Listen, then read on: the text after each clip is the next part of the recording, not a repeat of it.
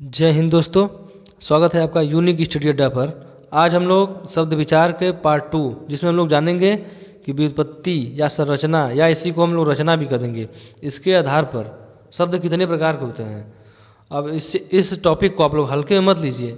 ये टॉपिक जो कि आपके आगामी जो परीक्षाएं हैं, एसएससी जीडी हो गया, चाहे यूपी पुलिस हो गया, इन सभी के लिए बहुत ही महत्वपूर्ण है। महत्वपूर्ण मतलब समझ रहे हैं, रामबाण एकदम होंगी, जिसमें लोग। चलिए दोस्तों, वीडियो स्टार्ट करते हैं।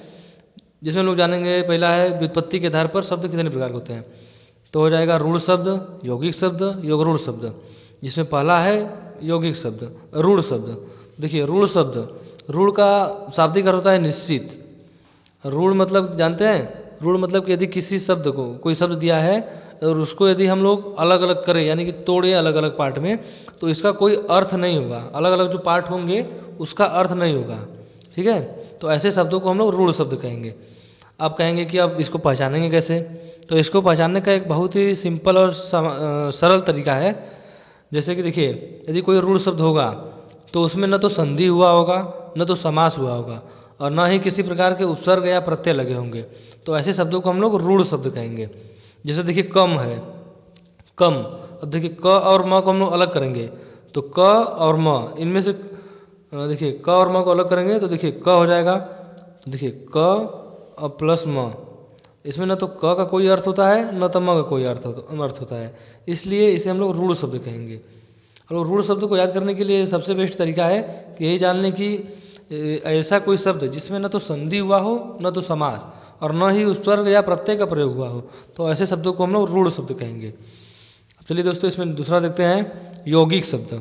अब यौगिक शब्द क्या होता है। अब यौगिक का यदि हम लोग संधि करें तो योग प्लस सीख, योग यानी कि जोड़कर, दो से अधिक शब्दों को जोड़कर, शब्दों या वर्णों को जोड़कर, दो रूढ़ शब्दों को जोड़कर जो नया शब्द बनता है उसे हम लोग यौगिक शब्द कहते हैं।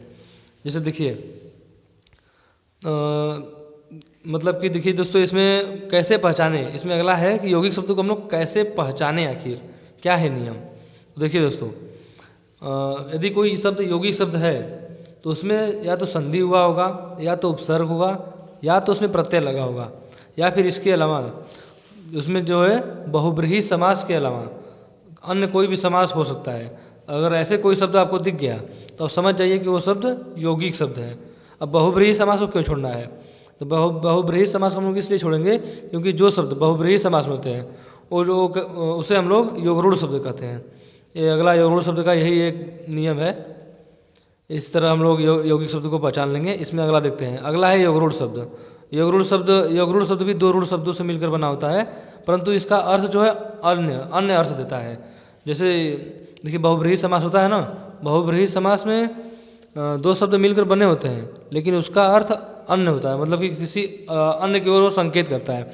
जैसे देखिए पीताम्बर है, तो पीताम्बर का हम लोग यदि संधि करें, मतलब समास में यदि तोड़े अलग अलग भाग में, तो उसको हम लोग तोड़ेंगे पीत प्लस अंबर। देखिए इसमें पीत का अर्थ होता है पीला और अंबर का अर्थ होता है वस्त्र। लेकिन यदि हम इसको मिलाकर यदि पीताम्बर को देखें तो पीताम्बर हम लोग कहते हैं श्री कृष्ण या विष्णु जी को। इसलिए हम लोग इस प्रकार के शब्दों को योगरूढ़ शब्द कहेंगे। यानी कहने का मतलब यह है कि ऐसे शब्द जिसका कोई दो शब्दों से तो मिलकर बने, संधि या समास किसी के द्वारा, मतलब कैसे भी बने, दो शब्दों के योग से बने, लेकिन उसका अर्थ किसी अन्य के लिए हो, तो ऐसे शब्दों को हम लोग योगरूढ़ शब्द कहेंगे। कहने का मतलब हुआ कि समस्त बहुब्रीहि समास योगरूढ़ शब्द होता है। इसमें देखिए एक लाइन में हम लोग देख लेते हैं कि रूढ़ शब्द, यौगिक क्या होता है।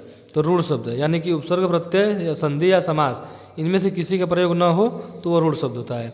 अगला है यौगिक, संधि समास, समास में बहुब्रीहि के छोड़कर, और उसके बाद उपसर्ग और प्रत्यय, यदि ये इन चारों का प्रयोग हुआ है तो वह शब्द यौगिक शब्द कहते हैं। और योगरूढ़, यहाँ पर योगरूढ़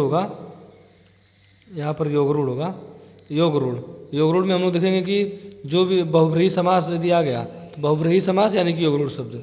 ठीक है दोस्तों। तो दोस्तों, ऐसे ही वीडियो देखने के लिए चैनल को लाइक करें, सब्सक्राइब करें और शेयर जरूर करें। जय हिंद।